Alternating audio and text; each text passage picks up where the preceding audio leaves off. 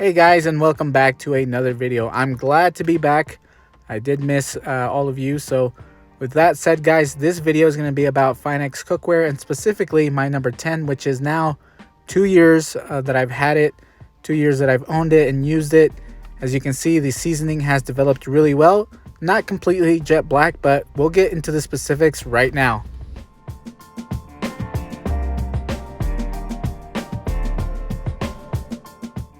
Alright guys, first thing we're going to do is actually cook some bacon. As you can see here, we have my number 10, my number 12, and we're going to cook this in a cold pan. I've recently found that this is the best method to cook your bacon.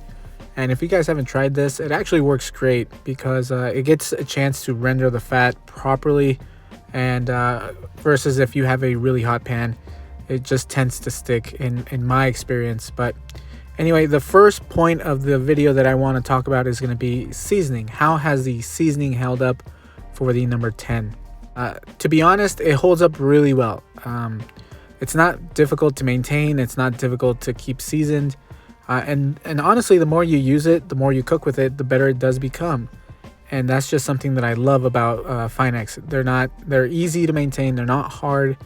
And the seasoning adheres to the pan really well.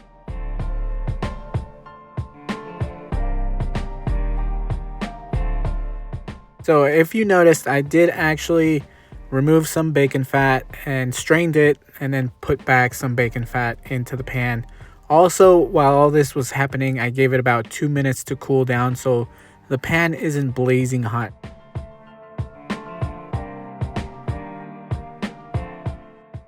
Okay guys, so now let's just talk about the cooking performance of this skillet of the Finex number 10. And I'm not disappointed because I've done a lot of things. I've done gravies, I've done searing a steak and then making a sauce with deglazing using wine, beef stock or chicken stock, things like that. I've done even acidic food like tomato sauces. No issues. Yes, the seasoning does take a hit, but it bounces back right away. And then it's back to its seasoned glory, even seasoning. And, yes, as I said, it's not jet black, but it's getting there. And I think that the more, obviously, that you use it, the more that I use it, the better it's going to get. And it really is that. The more you use them, the better they get. And I love it because it's low maintenance. It's easy to maintain. It's easy to build up the seasoning. And I've had no issues. The only issue that I have is that for some reason, now I don't know if this is all the number 10s, if the number 10s experience this or if it's just mine, but mine tends to warp from time to time. And it'll, develop a concave, obviously going downward, so then it starts to spin.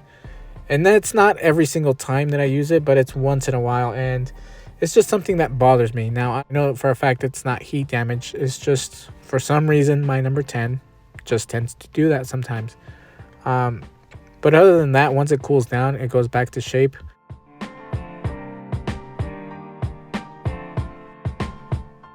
Hey guys, quick little side note here that I just want to say is that cooking eggs is actually pretty difficult, specifically on cast iron.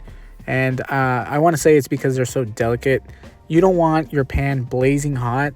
So what I recommend and what I've learned is always take your time with eggs. So if you're getting up in the morning, preheat your pan at least 5 minutes on a low heat setting, and then from there add your choice of fat, whatever you want to use, whatever oil, butter, anything you like. And from there, place in your eggs, and you're not going to have any issues. Almost, I want to say 99% of the time, you'll have eggs that are just going to slide and glide around the pan without any issues. As you can see here, that's what I'm trying to demonstrate. No issues here. Yes, I have a good amount of bacon fat in there, but also I did let it cool down a bit, because if I would have done that right away after I just drained it and then placed, the eggs right in right away, they would have stuck. I'll be honest, I think they would have stuck and I wouldn't have these results. So heat control is going to be one of the main contributors to non-stick abilities. I know that a lot of people say that seasoning will, remedy all that, but that's not the case, at least in my opinion and what I've experienced. Well, let's continue with the video. now that I've probably made maybe 80% of you upset with what I just said. But the other thing that I want to say about cast iron in general as well is just a lot of people say that the best seasoning for your cast iron is going to be, or to get it going in the beginning, is going to be by frying up some bacon. In my experience, that's not the case either, because bacon, as I said, has nitrates, has preservatives, has sugars in it, and it makes a gunky mess, and none of that stuff is actually going to help out for your seasoning. So with that said as well, my experience with bacon in the beginning is a big no-no. I wouldn't recommend bacon until you have a good seasoned pan. As you can see with mine, I didn't have any issues. All that gunky mess came off right away. I think I just rinsed it, just scrubbed it with a plastic scraper, and that was about it. So other than that, those are just the things that I have to say about that. Now, I'm not a professional cook or anything of that nature, and honestly, this is pretty shameful. So I'm gonna destroy right now these eggs. I'm trying to flip them, but obviously they're really not to that point where they're. What I should have done was split them and then flip them individually. But as I said, I'm not a professional, and I just pretty much almost made scrambled eggs, which I was just trying to do over hard. My wife doesn't like sunny side up. But like I said, I'm just happy that my eggs are gliding around and not stuck to the pan, because yes, that can be the case. And for many that are new to cast iron cookware, that's the first experience that you might have with cooking eggs. Other than that, let's keep going with the video. Now, one of the cons about the Finex skillets, and probably one of the biggest downsides to them, is the fact that there is nothing you can specifically do with the spring handle and the end cap to where you can remove it, so that way you can have the ability to season that cast iron shaft that is for the handle itself. That cast iron shaft is pretty much unable to be seasoned. So if you actually soak your pan, and that's what was going on in the beginning with me, I would soak my pans, scrub them, and use soap sometimes, not always, but sometimes, and I would rinse them with hot water, and then that I couldn't dry the shaft for the handle, and that would stay moist or something of that nature.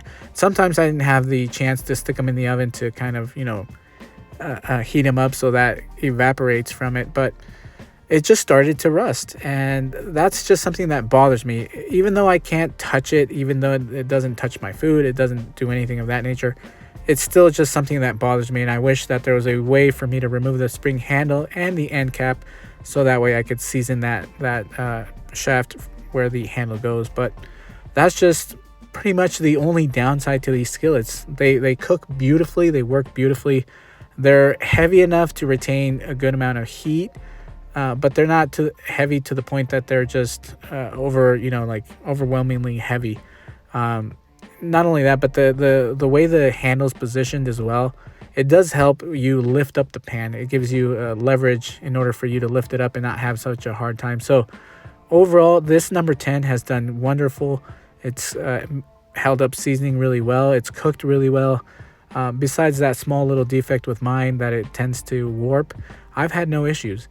And as I said, it cooked my breakfast beautifully, and I'm happy with it. So 2 years, it's done great. I'm happy, and Finex has actually become my favorite modern cast iron cookware company. So with that said, if you guys have any questions, let me know in the comments below. And as always, I appreciate your time. Thank you guys for watching.